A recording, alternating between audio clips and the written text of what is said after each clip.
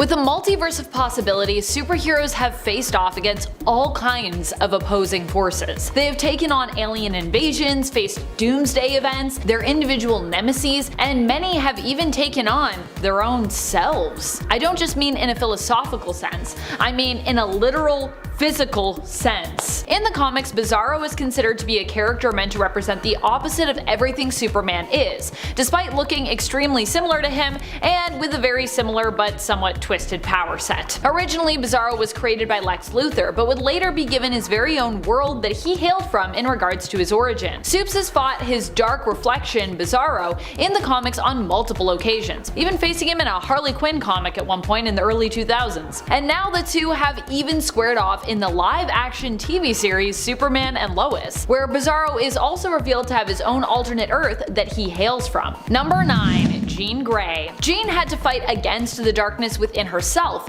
when she was possessed by the Phoenix Force and ultimately corrupted by its power after being taken in, brainwashed, and mistreated by the Hellfire Club. Fortunately, in the end, she would win out and would sacrifice herself in order to save the world. At least, so it seemed. In reality, this wasn't Jean at all, but a construct of Jean that the Phoenix Force had made, while the real Jean was asleep at the bottom of a bay, resting in sort of a healing pod, if you will. Jean, however, has also fought against her evil clone self, Madeline Pryor, who looks just like her and was created by Mr. Sinister using a piece of the Phoenix Force to be Cyclops, aka Scott Summers' perfect mate after Jean's supposed death as Dark Phoenix. And friends, before we move on to this next spot, if you are loving this list and you want to hear about, maybe even more superheroes who fought themselves, be sure to let us know by giving this video a thumbs up. Number 8. Harley Quinn. Harley not only ends up in an accidental fight against herself, but she also ends up in a makeout session with herself. Of course, this all goes down in one of my favorite Harley series that I have actually yet to read in full, and yet I always come back to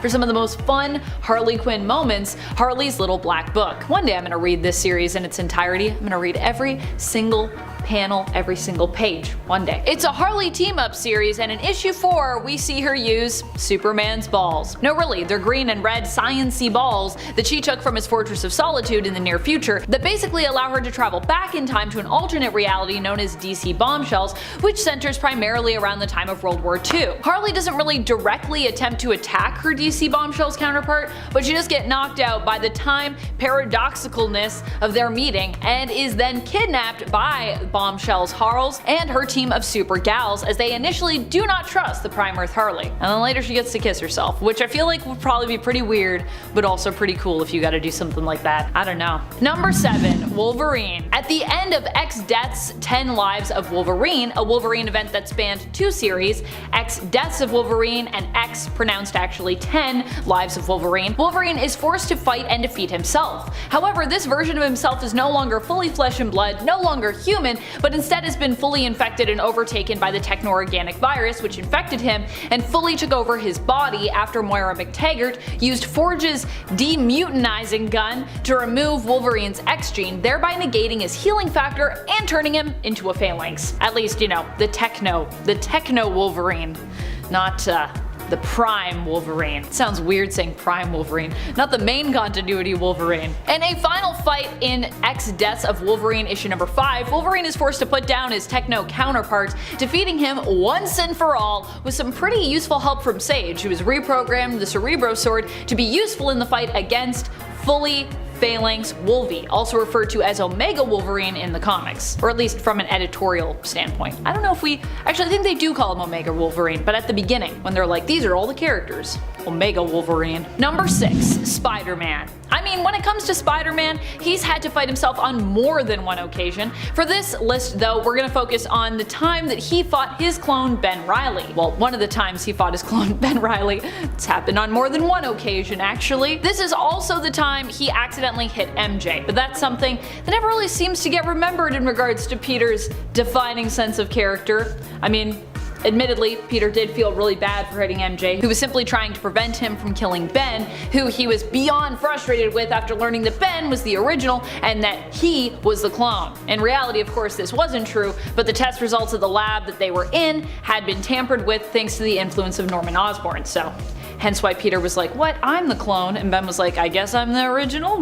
Not true. This wouldn't be the last time that Peter would face off against Ben. Spider-Man has fought not only the clone versions of himself, but has also fought other more evil counterparts of himself from the multiverse as well. So there's a lot of times when Spider-Man fights Spider-Man, or a version of Peter fights a version of Peter. Number 5. Flash. Many people have worn the mantle of the Flash, and because of that, there have been times when Flash has disagreed with Flash, or even faced another Flash, or multiple Flashes. In this case, I'm focusing on the time Wally West became possessed by Famine, one of the 4 horsemen of Apocalypse, which happened during Future State. As Famine, Wally West's Flash had to face Barry Allen's The Flash and the other speedster members of the Flash family, many of whom are also known by the codename Flash, but not all of them are. Barry was attempting to rescue Wally when he faced him the first time, but as a result of this fight where Jay Garrick actually lost his life, he would be forced to accept the fact that Wally could not be saved and would have to be killed. But don't worry though, this was Future State, so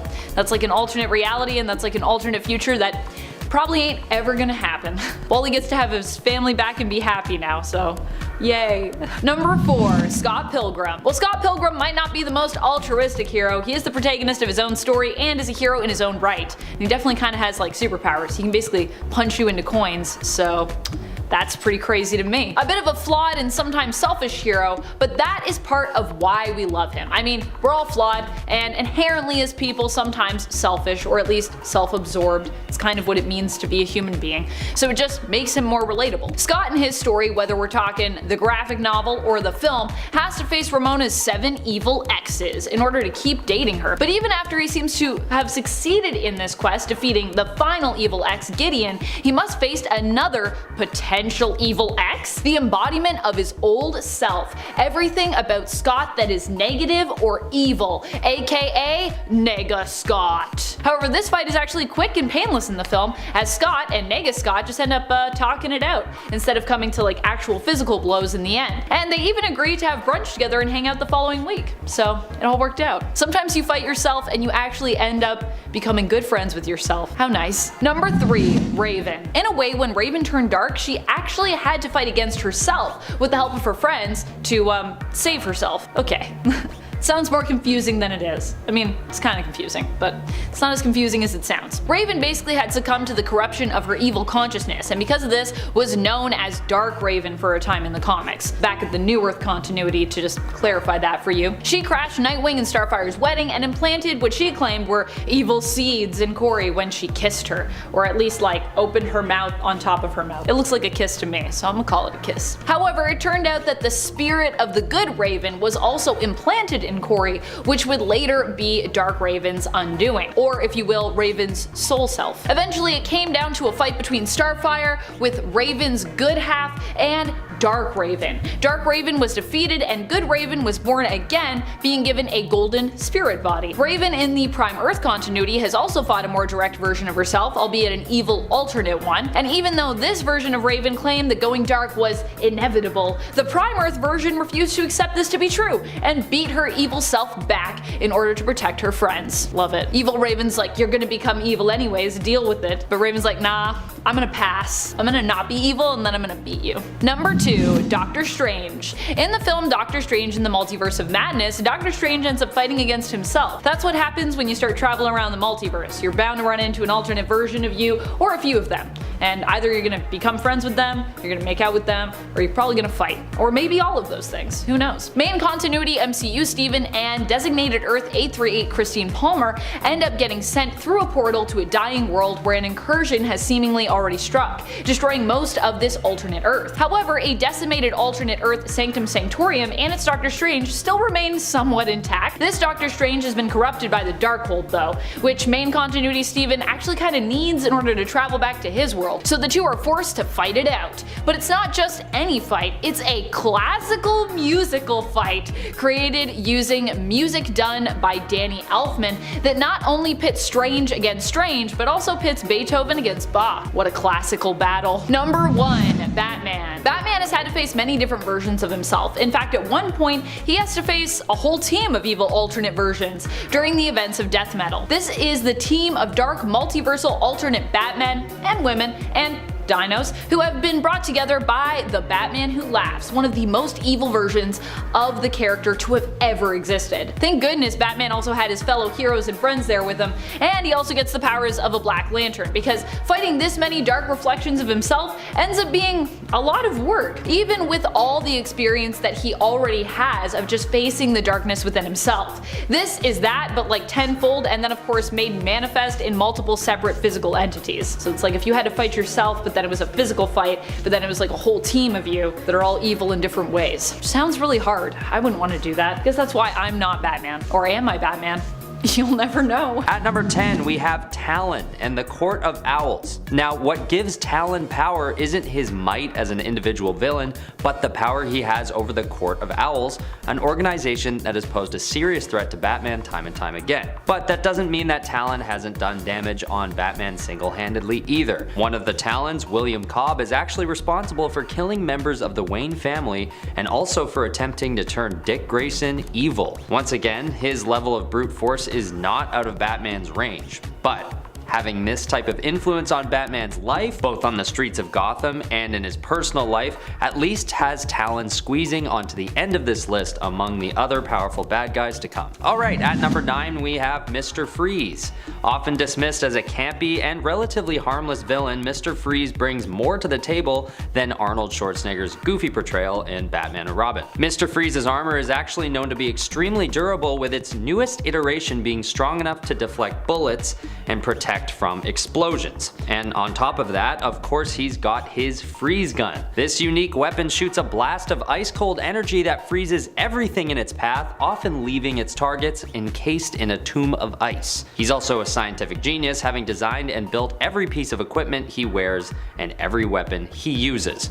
So his capabilities for years to come may only get more and more dangerous to Batman as he innovates his armor and weaponry further. And time is on his side, considering his lifespan has increased since the day he started wearing his Sub-Zero suit. At number 8 we have Solomon Grundy. This villain may not strike you as posing a huge threat to Batman, but you might be surprised. Also known to be a villain to Superman, Solomon Grundy is actually known to have a strength level on par with the Man of Steel himself. So that alone is enough for this guy to make a list about sheer power. With many of Batman's villains being tricksters and glorified terrorists, Solomon Grundy's extreme power has him standing out from the crowd, no matter which way you look at it. And this villain has literally been dead before, so it's insinuated that he's pretty much invulnerable. And if Batman ever finds a way to take him out, it most likely won't be for good. And it surely isn't ever easy to do so either. At number 7 is Deathstroke. Slade Wilson, or Deathstroke, is an extremely powerful bad guy who is basically a genetically enhanced super soldier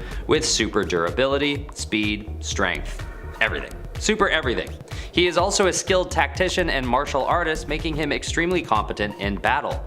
In the Identity Crisis storyline, Deathstroke is hired by Dr. Light to protect him from the Justice League, who are tracking him down for a horrible crime. When Deathstroke comes after the Justice League, he shows them just how powerful and strategic he can be and takes out all of them, including Batman, beating him up so badly that he doesn't really see another beating like this until nightfall. At number 6 is the Predator. This bad guy isn't from the Batman universe, nor is he from any comic book world originally. Predator started in the self-titled movie featuring Arnold Schwarzenegger. Weird how that's the second time Arnold has made an appearance on this list. Anyway, this villain is a very unique one, and he faces off against Batman in Batman vs. Predator, a comic book series in 1991. It's a pretty epic face-off that lasts 4 long issues, and there are some pretty epic moments. What ends up sealing the deal for Predator is when Batman equips a very powerful armor and uses all the gadgets available to him to take out the alien. But the final tool that does the trick ends up being a baseball bat. Yep, you heard right. Batman beats the hell out of Predator with a baseball bat, leaving the alien to finish himself off with his own sword. It's a pretty brutal defeat, but did we really expect Predator to win? At number 5 we have the Batman Who Laughs. This villain is a force that Batman only faces off against here and there, but when he does, it's never an easy fight. This is because the Batman Who Laughs is a disturbing combination between Batman and the Joker, giving him the smarts and fighting skill of Batman and the absolute insanity of the Joker. Luckily, in the fight I'm thinking of for this entry, Batman gets the best of this crazy villain and gives him an absolutely savage beatdown. but it never seems to be enough to wipe the smile off of this villain's face.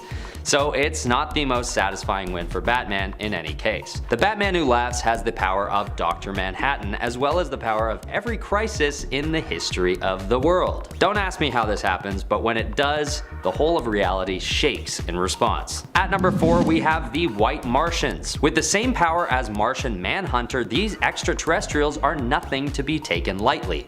Much like other classic depictions of alien creatures, these guys have a proclivity for taking over other planets and enslaving races at will.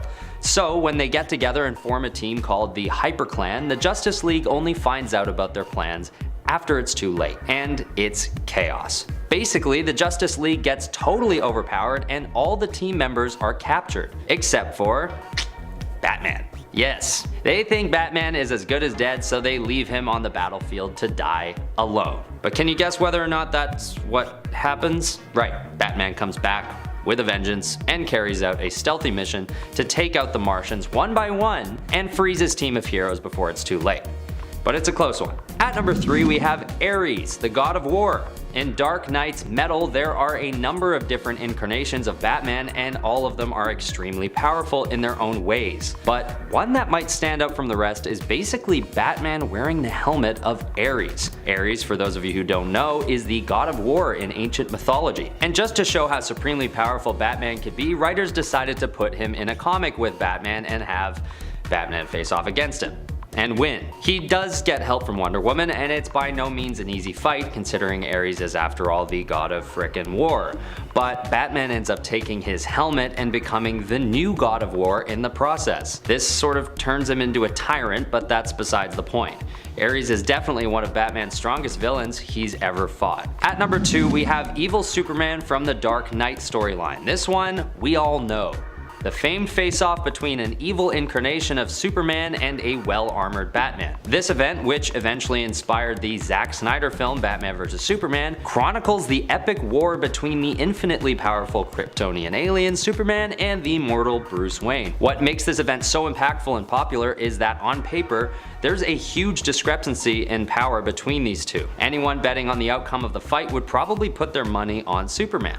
But what ends up taking place is entirely unexpected, with Batman taking the win over Superman at the end of the day. But it's fair to say this isn't easy by any means. It's Superman. He's only at number 2 because number 1 is nearly impossible to contend with. So last but certainly not least is Darkseid at number 1. During the Final Crisis event, Darkseid and his army invade Earth and take out a bunch of Earth's heroes. At first, this includes Batman, who's imprisoned quite easily by Darkseid and kept in his custody. And this is yet another huge mistake to leave Batman alive, because when Darkseid uses his anti-life equation on all of Earth, Batman is unaffected in Darkseid's custody. And he eventually finds a way to escape and hunts down Darkseid. Batman gets Darkseid good with a special god-killing bullet, seriously injuring him and nearly killing him. But Darkseid comes back at him by sending him back in time. But once again, even though it really looks like it, Batman isn't actually killed. It's pretty impressive that a mortal superhero is able to do so much damage on a literal ancient god who is otherwise used to taking everything in his way. But will someone finally learn that banishing Batman isn't gonna do the trick? Somebody's gotta take him out. Not that I want that, but it would be for their own good. Number 10. By Beast. Alright, yes, he looks absolutely ridiculous. I'll admit that. When I think of two-headed monsters, I usually picture two separated heads on one pair of shoulders. But By Beast does one better by putting two heads stacked vertically on one neck. Well played, I think. Basically, By Beast is an android created by the now extinct race of bird people, who were a subspecies of Inhumans. They created By Beast to have one head with the knowledge of warfare and the other with the knowledge of culture. I figured having a head so cultured he'd be able to avoid most conflicts, but that doesn't seem to be the case. His first appearance was in Incredible Hulk number 169, when Hulk and Harpy visited the avian city of Ares and were captured by Beast. He makes a fitting villain for Hulk, as his strength rivals the Hulk's. He does not get tired and he feels no pain. But like most two-headed antagonists, his heads can't seem to get along, always giving Bruce an edge. Number 9. Wendigo. Wendigo is, and I quote, an indestructible force of nature having been made by the gods. But these are the elder gods of Canadian folklore, so that makes them so much better, eh? The curse of the Wendigo has affected a large group of different people, and essentially happens when a human consumes other human flesh. Ick. Different versions of Wendigo and packs of Wendigo have fought against Wolverine, the Canadian team Alpha Flight, and obviously against the Hulk multiple times. The Wendigo curse turns whoever is infected by it into super strength wielding, nearly indestructible, furry, human consuming monsters, and they are nothing to croak at. Strength capable of lifting at least 75 tons, super speed, stamina that could last several days, durability that could withstand repeated strikes from the Hulk, a healing factor, and immortality as long as they are afflicted by the curse. If it wasn't for the whole consuming people and being a monster, the curse doesn't sound too bad, honestly. Number 8. Absorbing Man. Carl Crusher Creel, a former boxer, became the villain known as Absorbing Man by drinking a potion given to him by the Asgardian trickster Loki. Carl here has the ability of omnimorph duplication, which is essentially the ability to take on properties of anything he touches, living, inanimate, or even forms of energy. Absorbing Man was originally a villain for Thor, but at this point a ton of Thor's villains are also Hulk villains, so... The Absorbing Man's first fight with Hulk in Incredible Hulk number 125 showed him absorbing Hulk's power before being depowered when Hulk reverted back to Banner. But this was far from their last encounter, and the Absorbing Man has grown and learned how to do more with his power. For an example of how scary this guy can be, look no further than the Immortal Hulk comics in issue 36 specifically. Creel turns into a gamma-powered sandstorm. Number 7. Ironclad. When a team of 4 scientists tried to replicate the rocket flight that gave the Fantastic Four their powers, they were successful and became the villain team known as the UFOs. They immediately came into conflict with the Incredible Hulk. The bruiser of the team was a guy named Mike Steele, who became the villain Ironclad, gaining a metallic armored skin that gives him superhuman durability capable of resisting Hulk's punches, mass and density manipulation, and superhuman strength that was powerful but nowhere near the same strength as the Hulk, which causes him to resent the Hulk quite a bit. In the Incredible Hulk number 305, Hulk comes into conflict with Ironclad and the UFOs in another dimension. When Hulk and Ironclad ram into each other to start the fight, the force of it reverberates along the pathways leading from the crossroads to an infinite number of dimensions. They shook the multiverse. I am shooketh. Wow, the Hulk is just incredible, isn't he? But you know who else is incredible? That's right. It's you guys. Because of your mere existence, I get to spend my days making videos for you to watch. And the more you like, comment, and subscribe, the more videos we are able to give you. It seems like a pretty fantastic trade-off. Thanks, guys. Number 6. Fin Fang Foom. He whose limbs shatter mountains and whose back scrapes the sun. Fin Fang Foom is part of a race of shape-shifting aliens from a world called Kakaranthara, or the much easier Maklu 4. Foom was the navigator of a spacecraft that landed on Earth in ancient China, and he volunteered to be put in a tomb in a deep slumber to serve as a backup plan for the other Makluans to conquer Earth. Fin Fang Foom looks a lot like a kind of humanized Chinese dragon when he is in his natural form, and is massive, shapeshifting from anywhere between 32 to 255 feet. He has super strength, stamina, durability, and longevity. He has telepathy and flight, spiritual possession, energy assimilation, acid mist, and potential transmogrification abilities. He has fought so many heroes, including the Hulk, multiple times. Specifically though, I want to bring your attention to the Hulk vs. Fin Fang Foom comic, where during the altercation, Hulk threw the massive dragon-looking alien to the moon, yelling, "Just leave!" Number 5. Abomination. As a longtime adversary of the Hulk, of course the Abomination has to pack a serious punch. Emil Blonsky was a KGB spy at the Gamma base during the Cold War. Wanting to be like the Hulk, he exposed himself to a greater amount of gamma radiation than Bruce Banner, but it didn't exactly go the way he wanted. Emil has a lot of the same abilities as Hulk. super resistant to damage, can breathe underwater, a healing factor, and can travel huge distances in a single bound. Unfortunately for Hulk though, Abomination is actually twice the base strength of the Hulk, and he retains his intelligence while in the form of Abomination, which he is permanently stuck in. He has a deep hatred for the Hulk, being beaten by him so many times, and has teamed up with many other core Hulk villains, specifically General Ross, to go after the big green Goliath. Abomination first appeared in Tales to Astonish number 90 in 1967, and thanks to Shang-Chi, we know he is still active in the MCU, so let's hope we get to see him return in a much bigger way. Number 4. Red Hulk. General Thaddeus Thunderbolt Ross has been an obsessed and long-time adversary to Bruce Banner, even before he became the Hulk, literally appearing in the very first Hulk comic. When the Hulk emerged, Thaddeus made it his mission to hunt him down. But when his daughter and Bruce Banner's love interest Betty Ross died, and Hulk was exiled from Earth, General Ross was both grieving and purposeless, until the villains MODOK and the Leader convinced him to join them to take on the Hulk when he eventually returned. They siphoned off energy and power from the Hulk and gave it to Thaddeus, turning him into the Red Hulk. With almost all the same powers of the Hulk, plus some that are unique to him, Ross is an incredibly powerful character. He has easily killed the Abomination, defeated Odin Force Thor with caveats, obviously, punched the Watcher unconscious, and killed an Elder of the Universe. He can control his transformation to Red Hulk, emits gamma radiation as heat that gets hotter and hotter as he gets angrier and angrier, even becoming an explosion if angry enough. He absorbs energy, usually gamma, but has absorbed and stolen the Silver Surfer's power cosmic, riding off into the distance on his silver surfboard. He is an incredibly powerful villain and has gone on to become a hero. Number 3. Armageddon. This is the only character on this list I had not heard of before.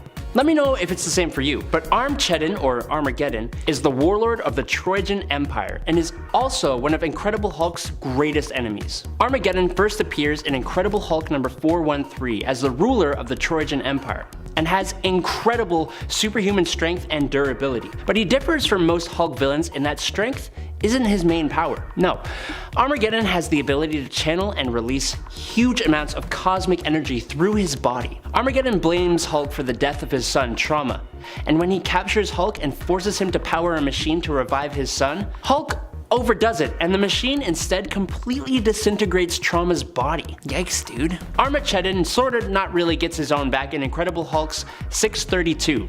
When he poisons Rick Jones and She-Hulk and throws them off of an aircraft high in the sky. They were fine, and it mainly just led to Hulk using the full scale of his World Breaker Hulk power to pummel the Cosmic Warlord almost to death. Number 2. Kang the Conqueror. Rama Tut. He Who Remains. Nathaniel Richards.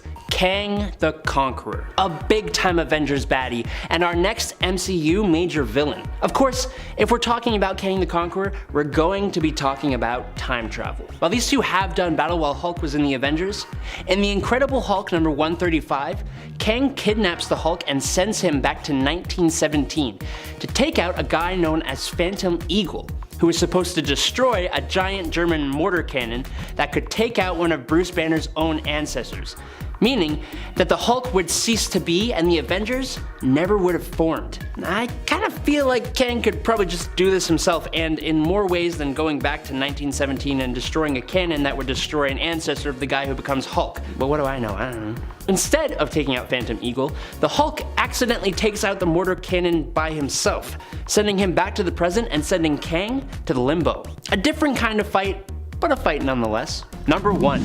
The Void. In the comments of the last video, I saw someone comment that Hulk has fought the Sentry, and that is very true. And Sentry is an exceedingly crazy powerful character, but I didn't want to cheat and use a hero for this list like I've done before.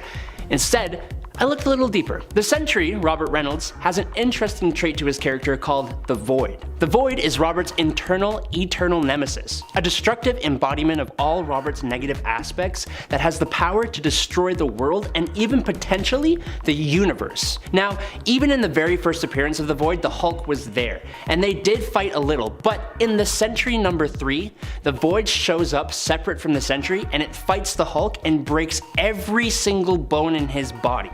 It's intense. Number 10. Jean Grey versus Emma Frost. Another epic fight between two extremely powerful psionic mutants. A couple of the most powerful psionic mutants around, I would say. These two have fought multiple times over the years, but the one that probably has defined their relationship the most is their first fight. This went down when Jean realized that Emma was one of the people responsible for twisting her mind during her time at the Hellfire Club, after Emma had also kidnapped and mistreated Storm. Now I know what you're thinking, that doesn't sound very heroic of Emma, and yes, it was not. This was during Emma's time as a villain, but Emma has since become more of a hero in the comics, and this is simply part of her past. So while she wasn't a hero yet, I'm going to count this fight because she is a hero now. And also because, like I said, it's so important to these characters' relationships with each other. Jean attacked Emma and straight up schooled her. Unsurprisingly, since Jean had the power of the Phoenix at the time. Although if we can believe what Jean has said in the past, the Phoenix actually might not even give her that much of a power boost, since she has said before that the Phoenix Force has at times been the thing that actually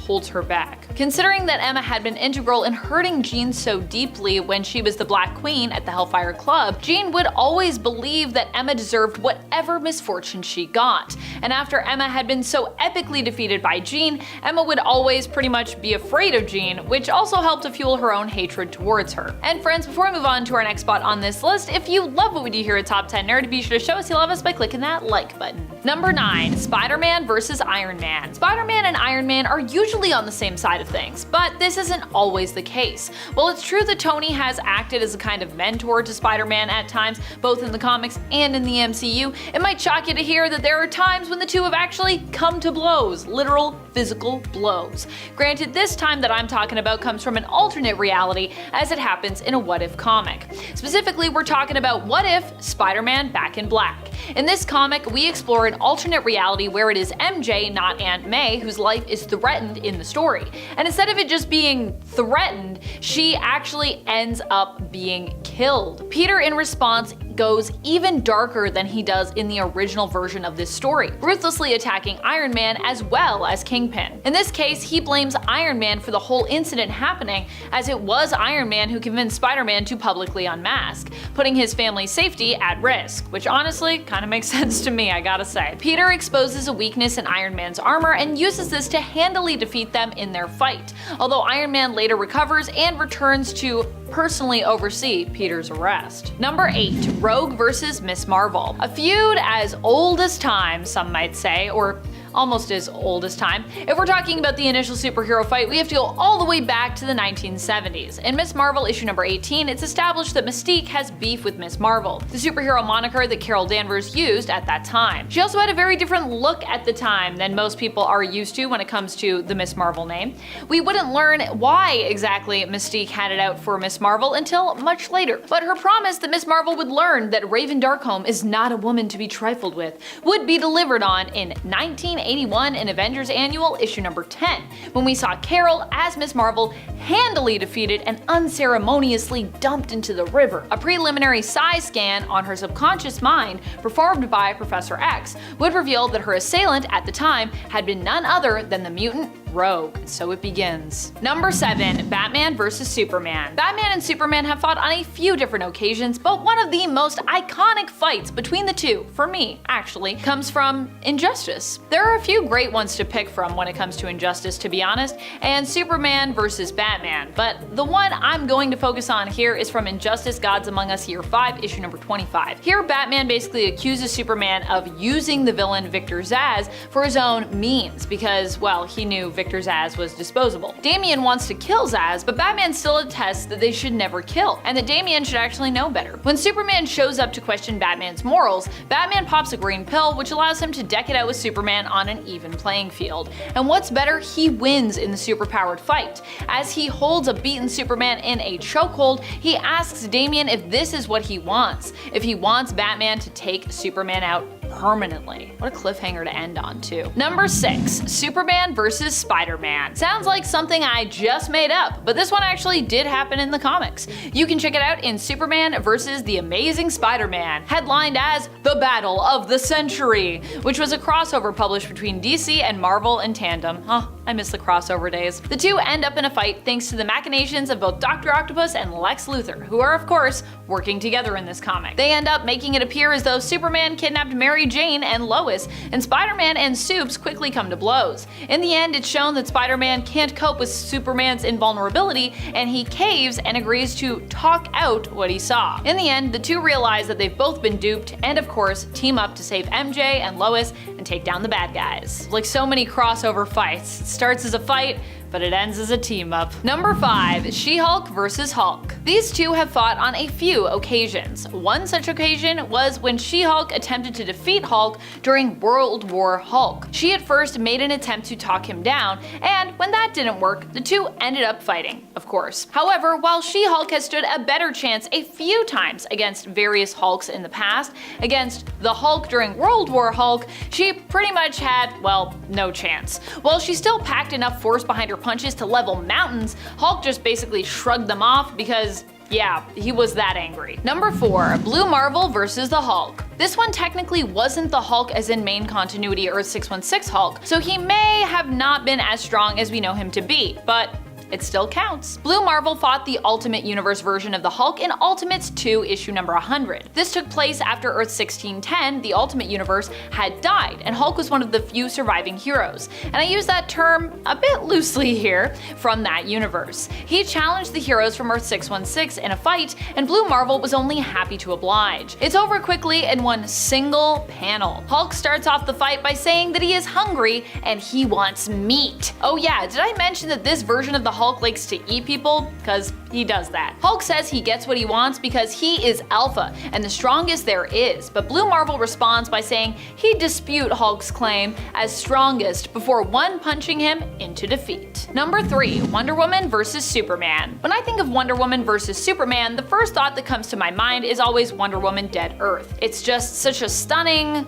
beautiful, and yet horrific and honestly really gritty looking comic. We see these two fight in a flashback where Diana decides to take out her fury and frustration on Clark, blaming Superman for what man's world has done to her home and her family, especially her mother. There was a nuclear strike on Themyscira in this Elseworld, but while that likely had some global effects at least, what really destroys the world is Superman and Wonder Woman fighting each other. They fly around the world and their collateral damage wreaks havoc on their surroundings throughout. In the end, it is shown that Wonder Woman won the fight, punching Superman through his chest. However, she ends up suffering from amnesia and doesn't recall their fight until issue number 3 of this series. Number 2, Homelander versus Omni-Man. While Homelander and Omni-Man have never actually fought in a comic, the subject of what would happen if they did fight has inspired Death Battle to do their research and give us a hypothetical of how this could all go down.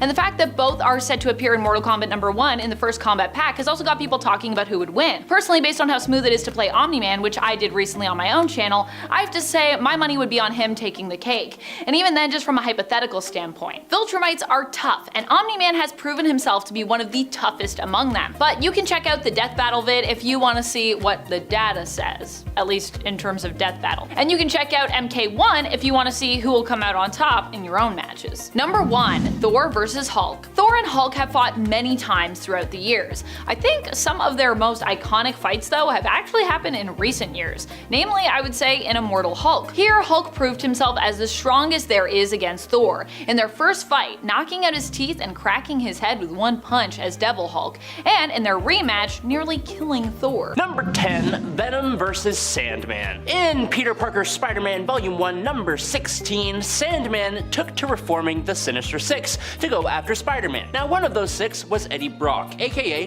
Venom. Venom now has a vendetta against the Sinister Six though, because they embarrassed him pretty badly. Now during their scuffle that took place inside the Daily Bugle, things quickly take a turn for the choppy as Venom takes a huge chunk out of Sandman's body, digesting it, and this causes Sandman to destabilize and break down. Unable to stop himself from falling apart, Sandman heads for the hills, leaving Venom to fight Spider-Man alone. It's a pretty awful and pretty quick loss for Sandman, who does eventually return, but not as his old old self, as the years spent separated from his corporeal form left his mind in tatters. And friends, before we move on to our next spot on this list, if you love what we do here at Top 10 Nerd, be sure to show us you love us by checking out our playlist. We got a villain playlist as well, so if you like villains, we got you. Number 9, Morgan Le Fay versus Dr. Doom. Morgan Le Fay and Dr. Doom have faced off before, and honestly, when it comes to like who would win here, I feel like either could take down their opponent. I might even honestly give the edge to Morgan Le Fay when it comes to just like raw power and magical skill, but what he might lack in raw power,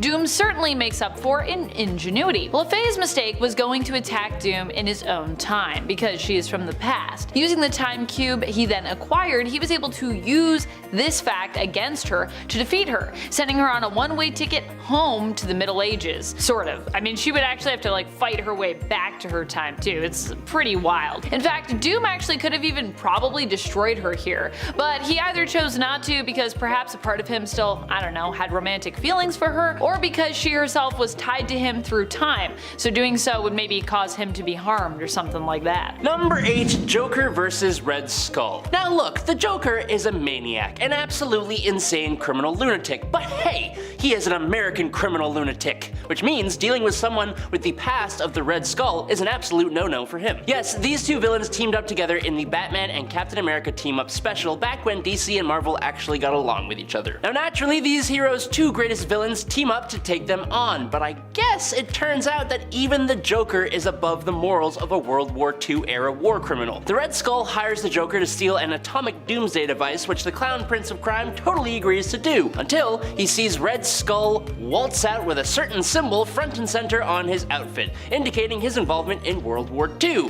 which is then confidently confirmed by the Red Skull. This is when the Joker delivers the line about being an American criminal lunatic, and the two simultaneously attack each other, Joker with his venom and Red Skull with his dust of death, which they are both immune to. This is when Joker then gets smacked over the back of the head with a wrench. Eventually, the fight makes it onto a plane where the Joker overpowers Red Skull and they both go tumbling down through the sky alongside the atomic device that they stole, destroying them both in the Atlantic Ocean. I don't know if I'm shocked at Joker switching sides or at the fact that they had a fist fight while straddling on top of an active fat boy. It's one of the two. Number 7, Magneto versus Uranos. One of my favorite fights of recent times. Magneto versus Uranos is honestly an epic fight. And yes, Magneto is technically a hero at that point in his story, but he certainly started as a villain, and I really love this fight, and this is in part my list, so I'm gonna count it. Okay? Magneto and Uranos came to blows when the Eternals, the race of superpowered beings, not the superhero group themselves, decided that all mutants were actually also deviants and decided to declare war on them as a result. Current Prime Eternal Druig let out Uranos, one of the worst of the Eternal prisoners, to wreak havoc on Mars, aka now planet Araco, for 1 hour, to help Druig in defeating the mutants. During this time, Uranos severely, and I mean severely, messed up Magneto, but while he thought he'd killed Magneto, he was wrong. And Magneto, teamed up with Storm, would return to take Uranos down the next time they came to blows. At the time, the fight cost Magneto his life, and it was an epic battle. You can check it out in the AXE event in the X-Men Red tie-in issue in issue number 5, and AXE Judgment Day issue number 4. Number 6, Magneto versus the Red Skull. Now this is not really a fight, it's more like a total domination. Magneto and the Red Skull are on opposite sides of history. Magneto grew up in a Jewish family living in Germany during World War II, and we all know Red Skull and Hydra's stance in World War II Germany. So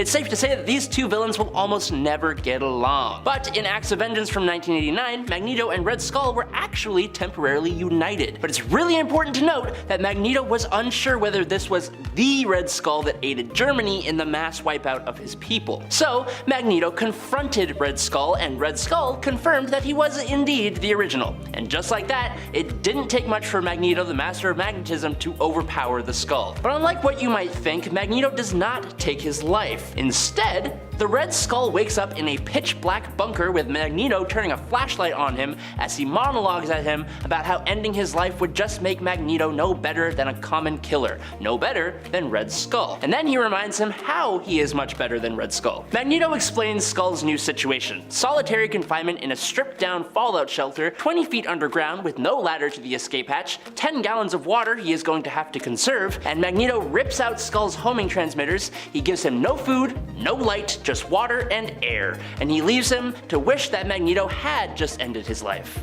Nice. Number 5. Kang vs. Thanos. While in the main continuity, Kang has sometimes been shown to be kind of terrified of Thanos, which honestly, reasonable, there are a few counterpoints that we have to prove that Kang may actually be the one who comes out on top if these two ever had to dramatically face off, which many out there I know are hoping they'll do in the MCU. Me, while I enjoy a good supervillain face-off as much as the next person, I don't necessarily believe in power scaling, so I don't really need this fight to happen per se, but even I wouldn't say no if it was like offered to me on a platter. Just because I think it would be a cool fight, honestly. Kang has been shown to have defeated multiple alternate reality Avengers teams in the comics. Something that he's actually alluded to as well in the MCU in Quantumania was simply his own 2 hands, which puts him at a higher level, I would say, than Thanos in regards to his ingenuity and his resourcefulness. After all, Thanos was dependent on Infinity Stones or Infinity Gems, if you prefer the classic term, to do this. Although that being said, I don't think he needs Infinity Gems to win the day. However, in Mech Strike issue number 4, which takes place in an alternate reality, Kang also made quick work of Thanos, who was fighting with the alternate reality team of mech-wielding Avengers. Kang, being a master of time, used that time to age Thanos, reducing him to bones within a few quick and brutal panels. In at number 4 today is Thrag vs. Battle Beast. Now, some people may come for me here saying that Battle Beast is a hero. Some would agree that he is a villain. I'd say that Battle Beast fights for his own reasons on both sides, as long as it serves his goal. And what is that goal? He lives to find his equal and better in combat so that they can bring the end of his life in an honorable battle. The Viltrumites from the Invincible series are a race of near invulnerable, incredibly strong, world-conquering aliens, but none among them stands as strong, as invulnerable, as Grand Regent Thrag. Battle-hardened over thousands of years, only the most powerful characters can even hope to stand one-on-one against this powerhouse, and this makes him the perfect opponent for Battle Beast, and their fight is intense. Now, the Coalition of Worlds organized the use of Ragnars, which are one of the only species of aliens who have proven strong enough to take down Viltrumites. Battle Beast was told that they would only be released if he failed to take down Thrag, so when they were released right at the start of the fight and gave Thrag a massive wound, Battle Beast was actually incredibly peed off, and it decided to stop fighting Thrag and instead help him to defeat the Ragnars so that they could have a fair fight, which Thrag even remarks was kinda stupid. But not only did he take away his own advantage, but he even injured himself in the same way Thrag had been injured, just so he wouldn't have an unfair advantage. This fight continued in the background of the entire next issue, and it didn't actually end until 5 issues later when Thrag finally claimed victory. It's definitely one of the best fights of the entire series. Number 3. Darkseid vs. Imperiex. Although these two didn't face head-on, there was a time when Darkseid and the villain Imperiex fought against one another. Granted, Darkseid did so while teamed up with the Justice League. He did so to seemingly help save Earth, but in reality, he had ulterior motives that were much more sinister because he's still Darkseid. If you thought Darkseid was deadly, Imperiex may have actually been even more so. While Darkseid wants to rule the universe, Imperix's sole purpose is basically to destroy it. Darkseid, however, hoped to defeat Imperiex so that he might steal his energy and use it to conquer everything. But then, Brainiac 13 beat him to that, and so Darkseid was forced to assist fully in defeating Imperiex. And basically, like, forgo his own plan. He's like, dang it, Brainiac, you beat me to it. Number 2. Thanos vs. Darkseid. When the story of Marvel vs. DC was being planned out, publishers from both sides made decisions for how certain battles would conclude, but they also allowed fans to determine the outcome of certain battles as well. So as you can imagine, the battle between what is arguably DC and Marvel's biggest bad guys ever left fans rather divided, with the two often being compared and contrasted, and even claims that one is a copy of another. This battle was a long time coming. It was an interesting one, kind of told in little snippets throughout the 4 issues of the story. We see them first come face to face, and then Thanos approaches the battle with a pretty respectable threat against the ruler of Apocalypse. Darkseid, on the other hand, dropped all sense of mutual respect, and he straight up called Thanos a pale imitation of himself. Kind of a sick burn. Then, later on, Darkseid 6 Lobo on Thanos before coming to face him properly. Then, their fight is interrupted by the heroes showing up to intervene scene, and then the whole merging of the two universes is settled by the fighting entities of the Living Tribunal and the Spectre. So we don't even definitively get an end here. Now I gotta be honest though, I do believe the Darkseid would win 9 times out of 10. He just has way more going for him than Thanos does, and that's saying a lot. Now if you disagree, feel free to drop a comment and tell me why, because I am curious to know. Number 1. Batman Who Laughs versus Perpetua. When you think about just who Batman Who Laughs is on paper, it doesn't sound insanely strong. But then you consider how wild his mind would be if we took, Bruce Wayne, Batman, and we took the Joker and we combined those two people. And just what he would then be capable of. And yeah, kinda does make sense. Perpetua is literally one of the most powerful beings in the DC multiverse, so honestly that's a given. These two duked it out near the end of Dark Knight's death metal, and surprisingly Batman Who Laughs was able to turn the tables on Perpetua, sealing her back in the source wall before shattering it and thereby destroying her. Number 10, Kite Man versus the Riddler.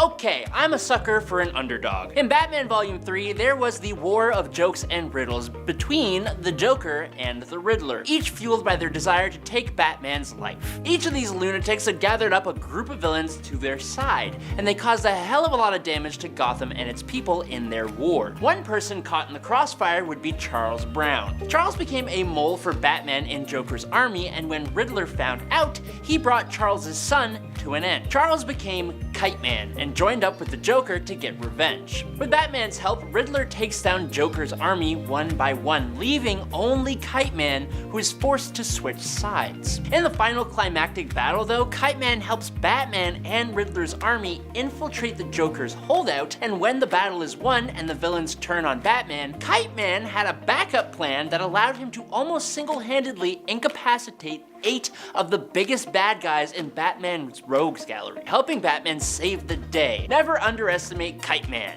Hell yeah. Number 9, Captain Cold versus Johnny Quick. If you have not read Forever Evil, I highly recommend you do. It's such a dark and crazy story that sees the villains of the DC universe step into the heroic role to take down an evil Justice League from the alternate reality of Earth 3. Each member of this crime syndicate of America is a sick and twisted perversion of their prime Earth counterpart, but of them all, Johnny Quick, the stand-in for the Flash, may be the most messed up. He's a completely deranged serial killer in this world, and one villain just can't stand for someone dragging the Flash's name in the dirt like that. Leonard Snart, Captain Cold. In their confrontation, Johnny Quick gets a hold of Cold's weapon, the Cold Gun, and then gloats about how he had taken the life of the alternate Snart on Earth 3, and how Captain Cold is defenseless without his finger on the trigger. Well, it turns out that Snart is smarter than we thought. Captain Cold had rigged up his little freeze ray so that singing Jingle Bells Batman Smells activates the Cold Gun's voice trigger,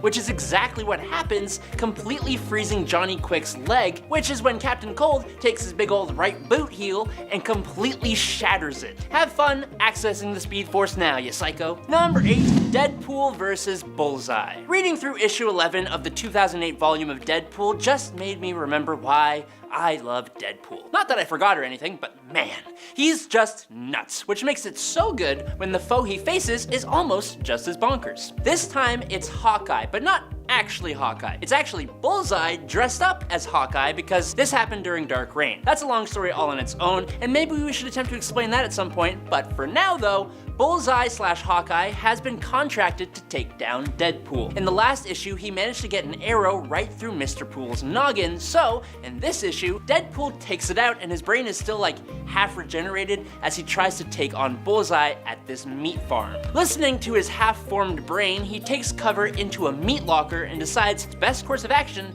is to, quote, be the meat, and he suits up in a butchered pig, using it as makeshift armor. Wade charges Mr. Bullseye, who had conveniently just run out of arrows. He lands a good crack, which is a kick, a rack, which is a punch, and a crock, which is another punch, and then takes a swift kick to the no-no lands. The fight transitions to the kitchen, where Bullseye comes at Wade with a buzzsaw, and Deadpool, wielding 2 meat hooks, trips, grips, and sends a hook straight through his fellow mercenary's chest. The dynamic between these two psychos is just a treat to read, and I'd honestly recommend just reading the whole of this volume of Deadpool itself. It's fantastic. Number 7, Joker versus Alexander Luthor Jr. The Joker has a special something that just no other villain can really stand up to. What is it? Popularity. People love the Joker. This magic word, popularity, allows the Joker to beat out other villains that in the real world he would never be able to take down. It also allows him to save the day on occasion. In 2005's Infinite Crisis, Earth 3's Alexander Luthor Jr. attempts to remake the multiverse into one, quote, perfect reality. Perfect for him, at least. By the end, he fails. But he finds himself cornered by the Lex Luthor and Joker of New Earth, which is the mainstream continuity, or it was at that point. Joker pretty ruthlessly scars Luthor Jr. with acid and then brings his life to a very sudden end with a bang. And it was all because Alexander didn't include him in his scheme in the first place. Number 6, Bane and Killer Croc. While Killer Croc is one of Batman's strongest enemies, this terrifying villain can't seem to catch a break when facing off against Bane. The pair have clashed many times in the past, and Bane consistently defeats his reptilian rival. Their first ever fight took place in Bane's first introduction to the Batman mythos with Batman Nightfall. While Bane ultimately suffers some wounds, his tactical mind and ability to fight intelligently ultimately triumph over Croc's raw strength and rage. Bane ends up finding and defeating Killer Croc, ruthlessly breaking both of his arms and leaving Croc for the fishes. Later in the arc, Bane and Killer Croc clash again while Bane attempts to interrogate Tim Drake. This time though, Croc disables Bane's venom supply, yet his lust for revenge gets the better of him again and he leaves himself exposed to a nasty uppercut, turning the tide back in Bane's favor yet again. Number 5, Lex Luthor versus Deathstroke. Taking place in Action Comics 892, Lex Luthor has picked up Black Lantern energy in the Arctic, and he hires Deathstroke to come along as some added security. Unfortunately, when Deathstroke goes to investigate the Black Lantern energy, he ends up being corrupted and Lex Luthor is forced to don his battle armor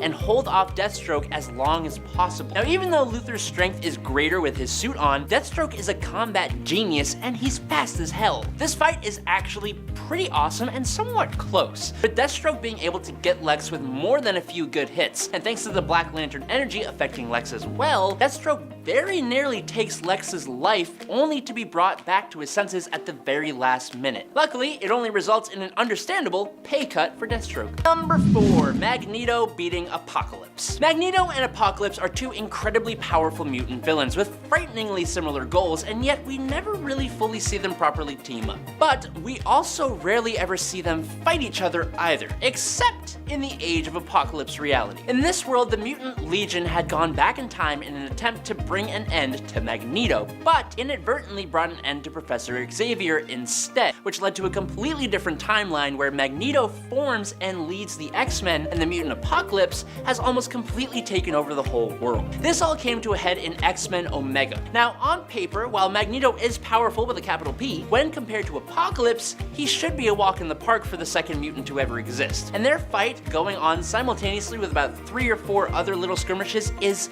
intense. It's full of great lines, crazy twists and turns, but the best part is right near the end. Apocalypse has Magneto on the ropes, and he gloats in his own glory, wondering why the Master of Magnetism is not fighting back. Well, staring straight into Apocalypse's eyes, Magneto simply says, "I can't, I'm concentrating." And then they both look down to see Magneto's hands at Apocalypse's abdomen as he completely rips Apocalypse in two straight down the middle in the most awesome looking panel ever. It's so good.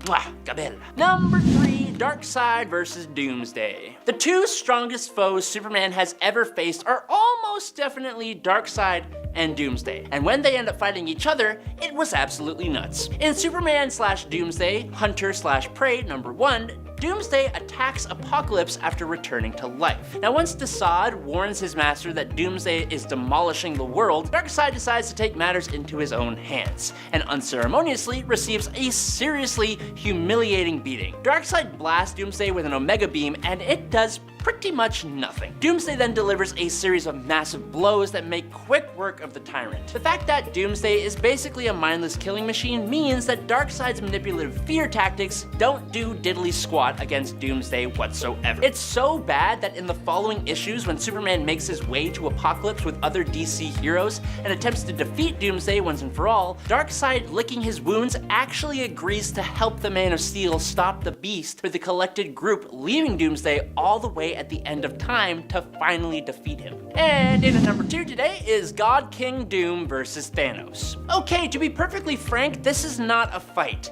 In fact, it's not even a challenge. In the conclusion of 2015's Time Runs Out and the beginning of Secret Wars, Dr. Doom is able to save the entirety of reality from complete destruction at the hands of the Beyonders, stealing their power and merging all reality into a place called Battleworld. Dr. Doom rules over Battleworld as God Emperor, being both the one who saved everything, but also the one who rules with absolute power, just as he always wanted. Now, a few characters show up on Battleworld from Earth 616, having stowed away on an ark capable of surviving the end of everything. With their full memories of the world before still intact, they try to stop Doom and put things back to normal. One of these individuals would be Thanos. Thanos, being the rightly smug, extremely powerful Mad Titan that he is, decides to challenge Doom straight on and refuses all of Doom's offers to just work with him. Thanos goes on some little rant about how when he had the Infinity Gauntlet, he acted as a god, calling Doom a weak god. In retort, Doom goes, "And do you have an Infinity Gauntlet now?" To which Thanos replies,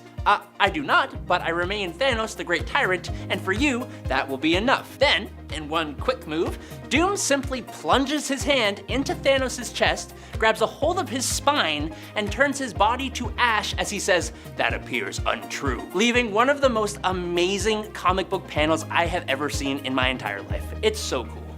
And finally, in at number 1 today, it's Molecule Man versus the Beyonder. The first Secret Wars event introduced one of the most powerful cosmic beings in the Marvel Universe, the Beyonder, who took the heroes and villains away to a patchwork planet known as Battleworld to observe the ultimate battle between good and evil. Now, the race that the Beyonder was a part of, the Beyonders, has also created the Molecule Man Owen Reese. Molecule Man could manipulate matter and energy at the molecular level, giving him near godlike abilities on the same level as the Beyonder, which led to their ongoing rivalry. They have clashed a few times, but my favorite one would be in Secret Wars number 2. The Molecule Man attacked Beyonder directly, and the two were locked in combat. Their powerful energies were causing massive damage to the Rocky Mountains, and it threatened to destroy the entire Earth. It wasn't until the Beyonder attempted one final time to become human, using a giant machine that recreated him as a human baby. That is when Owen was forced to use his powers to slay the infant Beyonder and send all his massive energies back out into the universe that it originated from. Number 10, Professor X. Professor X fought a version of himself in the form of a Mummudrai. His Mummudrai, of course, to be specific. That's right, we're talking about one of the first fights Charles ever fought, while he was still in the womb. This was against Cassandra Nova, his Mummudrai twin. Charles as a baby sensed that he was in danger from Cassandra, and in response, his mutant powers activated, before he was even born. Professor X is so underrated. He fought back against Cassandra and defeated her then, but unfortunately she would still survive. Well, the baby was delivered but said to have not been alive upon birth. Cassandra would actually live on as a collection of cells. Down in the sewers, she would bide her time, growing for herself a new body, so that one day she may return. For those who are unfamiliar with the Mummudrai, they are presented as being a version of the self known in Shi'ar mythos as representing the anti-self. The Shi'ar believe that one must fight and defeat their own Mummudrai before they can be born. Number 9, Ben 10. Ben is also a hero, albeit one from the animated series Ben 10, where he is also the protagonist. Ben has had to face many different adversaries and monsters, including his own future self. I love a good evil future self fight. Initially, when we're introduced to Eon in the series, his true identity is a mystery. However, it would later be revealed that he was an evil alternate version of Ben, similar in appearance to Ultimate Ben or Ben 10,000 as he is known, but of course, evil. Eon planned to absorb both Ben and Ben 10,000 so that he could change the timeline, but would face off against Ben, Kevin, Gwen, and Ben 10,000 and ultimately be defeated. And friends, before we move on to this next spot, if you are loving this list, head on over to our Facebook, show some love for the channel there, it really does help us out here. Number 8, Wonder Woman. Recently, Wonder Woman had to fight a dark reflection of herself, one that perhaps came from within her own psyche. We are led to believe that this version of Wonder Woman is what she is destined to become. The true darkness within herself made manifest, the God Queen of Asgard. Honestly, with her look, she reminds me of death metal Wonder Woman that we got to see when she was, queen of the underworld. In reality, however, the fight with her own dark reflection is quite short because, well, it isn't actually her future self at all, but is simply an illusion that was made by Dr. Psycho, aka Cisco, who is also off-world with her as she travels Asgard on her quest. Number 7. Spider-Man. Miles Morales' Spider-Man also has had his own clones to deal with recently in the comics, namely one particularly evil clone known as Salim, which is Miles spelled backwards. And as that applies, Salim is like the opposite of the cheerful, good-natured hero of Miles Morales that we know. Instead, Salim is only interested in power, and namely providing to Miles that he is the greatest among the different versions of him, superior even to the original Miles. Salim even goes as far to kidnap Miles' baby sister to get Miles' attention and draw him out. The two have a final fight, but in the end it is Miles, not Salim, who ends up being victorious, even winning his other clones Shift and Mind Spinner over to his side during their final fight in issue number 28 of Miles Morales' Spider-Man. Salim is unable to handle the defeat and the betrayal, believing that he has failed at his only one true purpose in life: to be the best. Number 6. Green Ranger. Green Ranger Tommy Oliver usually is tempted by the dark side, but in the end he always comes back to the light, except in the case of his future self, Lord Draken. This is a story of Tommy who stayed evil, and when Tommy travels to a dystopian future where Rita Repulsa has won, Lord Draken is one of her top dogs, and Tommy is forced to face his own evil future self. This happens in a story arc of Boom Studios' Mighty Morphin Power Rangers that begins with the seeming destruction of Zordon and the Power Rangers' home base. From there, Tommy plummets into a possible future, and while the other Rangers back home are trying to find him, Tommy, in the future, manages to befriend the Rangers of this reality, those of his friends, at least, that are still alive here. While the Rebellion and the Rangers attempt to take the battle once more to Rita Repulsa and her loyal generals like Lord Draken on this alternate Earth, Tommy squares off directly with Draken in issue number 14 of the series, and their initial one-on-one here does not go so well. Don't worry though, Green Ranger fans, Tommy fares better on the rebound fight in issue number 16. Number 5. Moon Knight. Moon Knight fights himself on a constant basis, at least himself in regards to, his other personas. They don't always agree on the best course of action, and they don't always get along. And then there is his brother, the other fist of Khonshu. No, we're not talking about Randall. Hunter's Moon. But at one point, Moon Knight also fought a straight up evil version of himself, and not within his own psyche either. And we're also not talking Khonshu, which sometimes is presented as an alternate persona of Mark's. We're talking about Moonshade. Moonshade is an evil doppelganger of Mark Spector's Moon Knight that was created by Magus. Moon Knight faced him and other heroes' evil doppelgangers during Infinity War when Magus attacked Earth. Moonshade actually attempted to absorb the powers of 616 Franklin Richards and all the Moon Knights across the multiverse, but fortunately, Mark, with some help, stopped him. Number 4. Invincible. It's Mark versus a team of evil Marks. In Invincible, Mark has to face a whole assembled league of his evil selves, similar to what Batman would go through later in the DC universe. These evil versions of Mark were rounded up by Angstrom Levy, a supervillain in the Invincible reality who, due to a misunderstanding, pretty much hates Mark completely. This is an attempt to get back at Invincible, who he knows is Mark Grayson. Previous to this attempt, Levy also tried kidnapping Mark's mom and his younger brother. Levy promised the evil alternate Marks each something they wanted, in general, more power in exchange for their help in defeating Mark and destroying his universe. However, it wouldn't go so great for them, or for their main continuity Mark, really. While the fight completely ruined Mark's reputation for a time and resulted in the death of Guardians of the Globe member Rexplode, in the end the evil Marks would be defeated. And kind of brutally so in some cases. Number 3. Deadpool. Deadpool also sometimes is known as his own worst enemy. But other than fighting against his own nature, he has also fought a literal evil version of himself. This version of Deadpool is simply known as Evil Deadpool. He was built from pieces of Deadpool that were collected over the years by Dr. Ella Whitby, who was once Wade's psychiatric doctor when he was in prison and was revealed to actually be obsessed and in love with him. After this patchwork version of Deadpool came to life, it was revealed that he was basically like the opposite of Deadpool, and where Deadpool was a hero, an anti-hero at least, evil Deadpool was, well, very evil. Initially, Deadpool killed evil Deadpool by sacrificing the cure he had found for himself. It would have cured him of his healing factor, leaving him powerless and allowing him to die, which at that time was what he wanted. Deadpool was hoping to use it to end the pain of living for himself, but instead he sacrificed the cure to get rid of his evil counterpart. Don't worry though, that wouldn't be the last we'd see of evil Deadpool, who was far too fun of a character to kill off permanently after that first encounter. Number 2. Green Lantern. Green Lantern versus Green Lanterns galore in this story, War of the Green Lanterns. Here we see Hal Jordan take on a ton of Lanterns who have had their minds influenced by Parallax. Only a few Lanterns are immune, and they also happen to be some of the most well-known and prominent Lanterns in DC Comics, such as fellow Green Lantern John Stewart. A small group of Green Lanterns, including Hal, John, Kyle Rayner, Guy Gardner, and Kilowog, must work together to save the rest of the Corps from Parallax's influence and to also save the universe from Krona, the Guardian behind this attack, who plans to control the Guardians under Parallax's influence so that he can rule the universe. Number 1. Sentry. Sentry is his own greatest villain. So when Sentry had to face Nemesis, he was actually just facing himself. Literally. We're talking about when Sentry took on the Void, which is the greatest villain the planet has ever seen. Or, you know, one of them, because there's a lot of villains that claim that.